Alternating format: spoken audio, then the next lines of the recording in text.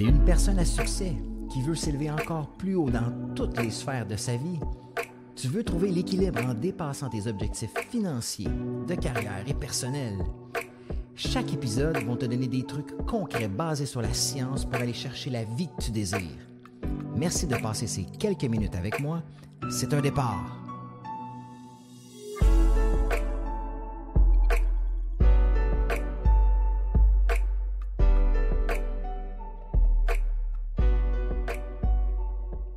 Hey, salut tout le monde, bienvenue dans un autre épisode du podcast d'Ordinaire à Exceptionnel où est-ce qu'aujourd'hui, on parle littéralement de la reprogrammation, de comment ton cerveau fonctionne dans les plus petits détails. Parce que la majorité des gens croient être libres. Ils croient maîtriser leur vie, ils croient faire des choix conscients, puis ils sont en contrôle de leur vie, mais 95% de ta vie est contrôlée par ton pilote automatique. Puis tu vas voir vraiment comment ça fonctionne, puis tu vas être abasourdi de voir que tu ne contrôles pas grand-chose dans ta vie. Fait qu'on va plonger dans le vif du sujet pour que tu comprennes comment tu fonctionnes, mais aussi comment faire des changements. Parce que la majorité des gens, comme je disais, ont l'impression de faire leur propre choix. Les gens pensent être aux commandes de leur vie. Mais la vérité, basée sur la science, c'est que 95% de ta vie est pilotée par des scripts que tu n'as même pas choisis. C'est quand même incroyable, là. 95% de ta vie, aussi bien dire ta vie au complet, là, est pilotée parce que tu n'as pas choisi. C'est pas toi qui choisis la vie que tu vis. C'est fou là, quand tu y penses. Parce que ce que tu appelles ta personnalité, c'est juste une accumulation d'habitudes, de blessures non résolues et de réponses automatiques de ton passé. Aujourd'hui, je vais vraiment te montrer c'est quoi qui pilote ta vie réellement, comment ton cerveau fait pour économiser de l'énergie en te gardant dans les mêmes cycles, dans les mêmes patterns, puis surtout, comment en sortir pour redevenir maître de toi-même. Donc, la grande illusion, c'est que les humains pensent que parce qu'ils sont capables de penser, ils sont capables de choisir. Mais le fait scientifique est que le cerveau humain traite 11 millions de bits d'informations à la seconde, mais tu en es conscient de seulement 40. 40 sur 11 millions. Ça veut dire que la majorité de ta vie se passe sans ton consentement conscient. 11 millions d'informations que ton cerveau traite, tu en es conscient de 40. Tout le reste, c'est inconscient. Fait que ton cerveau utilise des raccourcis pour prendre des décisions plus rapidement. C'est ton pilote automatique. Donc, je te donne des exemples. Mettons, tu entends une voix, tu entends quelqu'un parler, bien, tu vas juger la personne sans réfléchir. Tu vas regarder la personne, tu vas l'entendre parler, puis là, automatiquement, il y a un jugement qui arrive dans ta tête. Ah, cette personne-là est narcissique. Cette personne-là est imbue d'elle-même. Cette personne-là est gênée. Ou tu passes devant ton frigidaire. OK? Tu ouvres la porte, tu prends quelque chose, ou tu passes devant ton garde-manger, tu ouvres le garde-manger, tu prends quelque chose, tu n'as même pas faim. Pilote automatique. Ton chum ou ta blonde ne te texte pas, automatiquement, tu paniques, sans même penser de façon rationnelle. En fait, tu crois réagir à ce qui se passe. Tu penses que tu réagis de façon consciente, mais tu fais juste répéter tout simplement ce que ton cerveau a appris à faire depuis des années. Tu répètes de façon automatique ce que tu as appris à faire depuis que tu es né, dans le fond. Fait que c'est quoi qui contrôle tout ça en dessous de ton seuil de la conscience? On vient de te le montrer, là. Tout ce que tu fais, c'est basé sur le passé, sur des patterns, sur des schémas automatiques. Mais c'est quoi qui contrôle? Donc, il y a 3 principaux systèmes qui te dirigent en silence, sans que tu t'en rendes compte. Fait qu'évidemment, il y a le subconscient. Le subconscient, c'est les habitudes plus ta programmation. Donc, le subconscient, ça a été formé par tes premières années de vie. En fait, toutes les habitudes, toutes les programmations, ça a été formé dans tes premières années de vie. Entre 0 et 7 ans, c'est majoritairement où est-ce que tout se forme. Donc, c'est basé sur ce que tu as vu, entendu et surtout ressenti. Donc, souvent, on a des patterns qu'on a développés à l'âge de 3, 4, 5 ans. On ne s'en rappelle pas. C'est automatisé en nous. Mais c'est parce qu'on a vu ou entendu nos parents faire quelque chose. On a ressenti des émotions par rapport au comportement de nos parents qui sont devenus automatisés en nous, puis on les répète aujourd'hui. Fait que ce que ça fait, c'est que ça te pousse à reproduire l'environnement que tu connais, même s'il est toxique. Fait que si tu as grandi dans un environnement ultra négatif entre 0 et 8 ans, 9 ans, 10 ans, inconsciemment, tu vas vouloir reproduire tout ça. C'est le principe d'homéostasie émotionnelle. Tout le temps revenir à ce que tu connais. Fait que c'est ça. La partie subconsciente de ton cerveau, c'est les habitudes plus la programmation.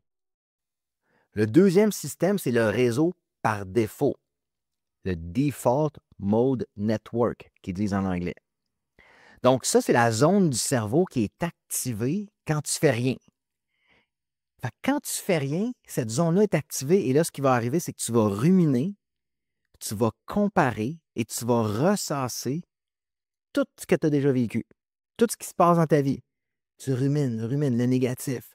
Tu compares, OK, cette personne-là est rendue beaucoup plus loin que moi, mais je suis meilleur qu'elle. Ou cette personne-là a réussi ça, mais pas moi. Et là, tu ressasses toutes les choses négatives qui se sont passées ou qui se passent dans ta vie. Fait que ce que ça fait, c'est que quand tu es sur le réseau par défaut, OK, quand tu fais rien, ça renforce ton identité actuelle, même si elle est très, très limitante. Fait que c'est un peu la radio de fond de ton cerveau. Puis si ta radio de fond de ton cerveau rejoue des hits de 1994, bien, je peux te dire que tu n'avanceras pas fort fort. Fait que ça, c'est le réseau par défaut quand tu fais rien. Ton cerveau va ruminer, va comparer, va ressasser, puis ça va juste solidifier ton identité actuelle qui peut être limitante, qui est fort probablement limitante. Puis en rejoignant tout ça sans arrêt, bien, c'est évident que tu ne peux pas avancer. Puis le troisième système qui contrôle ta vie en dessous du seuil de la conscience, c'est le conditionnement neuro-émotionnel. Chaque pensée crée une émotion. Puis chaque émotion va créer une chimie dans ton corps. Fait que si ton corps est habitué au stress, ben, devine quoi? Ton corps va en redemander inconsciemment. Ton corps va toujours vouloir revivre ce que tu vis, même si ce n'est pas positif. Fait que tu cherches inconsciemment des situations qui te permettent de ressentir ce que tu connais. OK? Même si c'est de la colère, du rejet, du doute. Tu vas toujours, si tu es colérique puis tu es toujours en colère, tu es toujours fâché, chaque situation va être une excellente opportunité pour toi de revivre cette colère-là. Parce que ton corps en veut, ton corps en redemande, parce que c'est ce qu'il connaît. Si tu es constamment en train de te faire rejeter ou en train de ressentir l'émotion de rejet, tu vas inconsciemment aller te placer dans des situations où est-ce que tu vas te faire rejeter. Si tu es tout le temps dans le doute, n'importe quelle situation extérieure va te faire douter. C'est ça le conditionnement neuro-émotionnel. C'est que ton corps est habitué à quelque chose et en redemande. Fait que comment ton pilote automatique sabote tes rêves, sabote tes objectifs, sabote ce que tu veux atteindre? Bien, par exemple, si tu procrastines, c'est parce que ton cerveau protège ton ancienne identité. Fait que tu vas te dire, ben moi, je ne suis pas quelqu'un de. Moi, je suis pas quelqu'un de discipliné, je ne suis pas quelqu'un qui accomplit des choses. Je suis quelqu'un qui procrastine. Donc, ton cerveau va toujours agir ou ton corps va toujours agir en cohérence avec ça. Fait que si tu te dis tout le temps, là, moi, je suis quelqu'un qui procrastine, tu te donnes l'identité de quelqu'un qui procrastine, de quelqu'un qui accomplit jamais rien, de quelqu'un qui n'est pas capable d'aller chercher de l'abondance financière, ton corps va agir en cohérence avec ça. Fait que tu vas tout le temps être paresseux, fatigué, manquer d'énergie. Peu importe ce qui va arriver, toi, tu vas penser que ah, c'est parce que j'ai pas d'énergie, je travaille fort, je suis fatigué ces temps-ci, mais c'est ton corps qui réagit pour ne pas que tu atteignes tes objectifs. Mais nous, les humains, avec notre mental, on pense que non, non, c'est juste une mauvaise passe. Non, c'est ton corps qui agit en cohérence avec ton identité. C'est super important à comprendre. Ou, par exemple, tu choisis des relations qui vont toujours reproduire ta blessure. Si tu as, la croyance que tu n'es pas assez, ok, que tu ne mérites pas l'amour, c'est ancré à l'intérieur de toi. Mais devine quoi? Tu vas choisir des personnes qui vont te faire sentir pas assez, qui vont te faire sentir que tu ne mérites pas d'être aimé. Inconsciemment, tu vas te diriger vers ça pour justifier l'identité que tu portes. Ou par exemple, une autre situation, tu t'auto-sabotes quand tu approches un vrai changement. Tu arrives vraiment près d'un objectif qui serait complètement différent dans ta vie, mais ton système nerveux panique parce qu'il ne reconnaît pas les schémas. Fait que quand tu viens pour être heureux, quand tu travailles sur toi, puis tu viens pour être heureux ou tu es dans une relation, il y a quelque chose qui se passe pour être vraiment bien, ton corps ne veut pas ton bonheur, il veut ta prévisibilité. Il veut aller vers ce que tu connais. Fait que vois-tu que tout est une question de schéma, de ton subconscient, ton pilote automatique va toujours te garder dans ce qu'il connaît, va toujours te faire agir en fonction de ce qu'il connaît, en fonction de préserver l'identité que tu portes actuellement. Puis fais-toi pas d'illusions. Tout ce que tu vas générer comme action et tout ça, là, toi, tu vas tout le temps te donner des excuses. Ah non, c'est parce que je suis fatigué, c'est parce que je manque d'énergie, c'est parce que telle affaire est arrivée. Non. C'est ton corps qui te fait garder dans ce que tu connais. C'est extrêmement puissant, le pilote automatique, le subconscient. Donc, comment qu'on fait pour reprendre le contrôle de notre vie? Comment on fait pour reprendre le contrôle de tout ça, pour ne pas vivre justement à 95% sur le pilote automatique? Parce qu'on est constamment en train de vivre en fonction des patterns, des schémas, des habitudes, de la prévisibilité qu'on a toujours eue. Mais on veut changer ça parce que consciemment, qui est le 5% que je vous parlais tantôt, c'est-à-dire quand je vous parlais tantôt du 95% qui est le pilote automatique, mais il y a le 5% qui est conscient.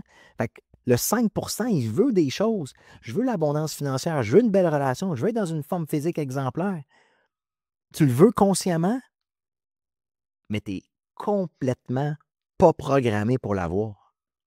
Puis qu'est-ce que ton corps veut faire? C'est te garder dans les vieux schémas, dans la sécurité, dans ce qu'il connaît pour sauver l'énergie. C'est plus facile. C'est beaucoup plus facile que d'être stressé, anxieux, tout croche dans ton mental. Procrastiner, pour ton cerveau, c'est beaucoup plus facile. C'est ce qu'il connaît. Ça demande beaucoup plus d'efforts d'aller vers le bonheur, même si c'est ça qu'on veut. Fait que comment on fait pour faire un shift? Je vais t'expliquer 3 étapes pour complètement hacker ton pilote automatique. Donc, 1, deviens un observateur brutalement honnête. Puis ça, c'est le défi de tellement de personnes. Les gens sont inconscients, ne veulent pas voir la vérité, se font croire un paquet de trucs. C'est hallucinant.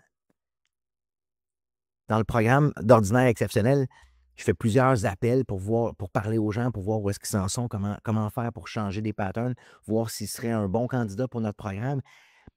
C'est capoter les gens qui se mentent à eux-mêmes. C'est fou C'est hallucinant. J'ai jamais vu ça. C'est incroyable. Alors, la première chose pour vraiment changer, reprendre le contrôle de ta vie, il faut que tu sois un observateur brutalement honnête. Observe-toi de façon honnête, lucide. Pose-toi chaque jour la question, qu'est-ce que j'ai répété aujourd'hui sans réfléchir qui m'a nui, qui m'a détruit, qui m'a empêché d'avancer? Puis le meilleur exemple, c'est rester dans une relation de merde toxique. Ouais, mais là, j'ai peur. On est bloqué, on a peur, Sois brutalement honnête. Tu restes là parce que tu as peur d'être toute seule. Tu répètes un comportement parce que ton cerveau, ton corps connaît la toxicité dans laquelle tu te trouves. Débarquer de cette relation-là serait ultra inconfortable, même si ton bonheur t'attend de l'autre côté. Vois-tu, c'est ça l'inconscient, le pilote automatique. Tu restes dans une relation de merde parce que c'est confortable, c'est ce que tu connais, même si c'est pas ça que tu veux. Tu ne crées pas l'abondance financière parce que ton cerveau, ton corps, il est accro au stress financier. Tu vas tout faire pour te générer du stress financier. Mais sois un observateur brutalement honnête, puis dis-toi, ben regarde, je suis dans la merde financièrement ou ça ne va pas bien financièrement parce que je ne pose pas les actions pour changer. J'aime mieux rester dans mon confort de stress financier que de te poser des actions inconfortables comme d'investir en moi pour aller changer mon mindset. Mais c'est beaucoup plus confortable de rester dans ta merde financière que d'investir en toi pour changer ça. La même chose pour ton mal-être. Tout ce que tu vis actuellement, qui n'est pas ce que tu veux, puis que tu restes dedans, c'est parce que tu n'es pas capable de te regarder de façon brutalement honnête, puis de voir tes schémas, tes patterns que tu répètes. Aujourd'hui, pose-toi la question, qu'est-ce que tu répètes sans arrêt, sans réfléchir, qui te nuit? La deuxième étape, c'est d'activer ton cortex préfrontal. Le cortex préfrontal, c'est lui qui te permet de prendre des décisions conscientes. C'est la partie consciente de ton cerveau, c'est le 5 %. Comment on fait pour l'activer, son cortex préfrontal? De la respiration consciente, de la méditation, des routines intentionnelles le matin, faire ton plan d'action, t'entraîner, méditer, vraiment activer ton cortex préfrontal pour être vraiment beaucoup plus conscient de ce qui se passe dans ta vie. Faire des choix volontaires de faire quelque chose d'inconfortable. OK, aujourd'hui, je vais avoir une conversation avec quelqu'un de ultra inconfortable. Tu fais le choix conscient de passer au travers cet inconfort-là. Aujourd'hui, je fais le choix d'investir en moi pour aller changer tous ces patterns-là. Je fais le choix conscient de changer ma vie, de changer mes patterns. Aujourd'hui, je fais le choix conscient et difficile d'aller courir dehors pour perdre le poids, retrouver ma santé. Puis la troisième étape, c'est de reprogrammer ton système nerveux par l'exposition, la répétition. Tu veux devenir plus confiant? Expose-toi dans des situations où est-ce que tu vas avoir confiance. Si, par exemple, tu travailles en vente, fais des appels de vente. Fais-en, fais-en, fais-en. À un moment donné, tu vas devenir tellement bon à le faire que tu vas gagner confiance. Tu veux briser ta peur du rejet? Parle à des inconnus. Tous les jours, donne-toi l'objectif de parler à 3 inconnus. Tu veux être plus libre? Élimine les gens toxiques qui t'emprisonnent. Fait que la liberté, le bonheur, c'est pas quelque chose que tu penses, c'est quelque chose que tu vas incarner par des actes répétés qui vont te sortir de ton cycle automatique. C'est aussi simple que ça. Tu ne deviendras jamais maître de ta vie en lisant des citations sur Instagram ou sur Facebook ou en te faisant croire que tu travailles sur toi en prenant des marches. Tu redeviens libre de ta vie quand tu fais l'effort conscient de désobéir à ton passé, à tes schémas et à tes scripts. Prends conscience de ce que tu as toujours répété, puis va à l'encontre de ça. Crée-toi des nouveaux schémas, des nouveaux patterns. C'est ça la reprogrammation du cerveau. C'est ça qu'on fait dans le programme d'ordinaire et exceptionnel. Pendant 4 à 6 mois, on défait tes patterns et tes schémas pour ne plus répéter les mêmes choses qui te gardent prisonnier d'une vie que tu ne veux pas. Le choix t'appartient. C'est toi qui décides c'est quoi le pilote automatique que tu veux dans ta vie. Tu veux-tu un pilote automatique qui te favorise ou l'ancien pilote qui t'amène les non-résultats que tu continues de ne pas avoir? Fait que j'espère que ça vous aide. J'espère que ça vous fait prendre conscience de ce qui contrôle votre vie et de comment ça fonctionne. Si tu veux changer ça puis que tu te dis aujourd'hui, c'est le point de bascule, je change tout ça, prends un appel avec nous, on va t'expliquer comment ça fonctionne. On va pouvoir te guider vers les bonnes solutions. Si c'est avec nous, tant mieux. Si ce n'est pas avec nous, ça sera ailleurs. Mais au moins, prends une action aujourd'hui inconfortable pour changer tout ça. Tu ne peux pas rester là-dedans de façon consciente puis espérer que ça change tout seul. Prends des actions concrètes pour défaire tes vieux patterns. Donc, j'espère que l'épisode d'aujourd'hui t'a réveillé, t'a permis de comprendre la science de la chose. Puis si tu veux aller de l'avant, prends un appel avec nous. Sinon, écoutez, ça m'a fait un immense plaisir de pouvoir vous enseigner ça. Revenez à tous les semaines, on va vraiment aller en profondeur dans ce qui est le cerveau, le subconscient, les objectifs et tout ça pour pouvoir vraiment changer des choses concrètement dans votre vie. Fait que je vous souhaite une magnifique journée, soirée, peu importe l'heure à laquelle vous écoutez l'épisode, puis on se revoit la semaine prochaine dans un autre épisode du podcast d'Ordinaire à Exceptionnel. Ciao la gang, à bientôt!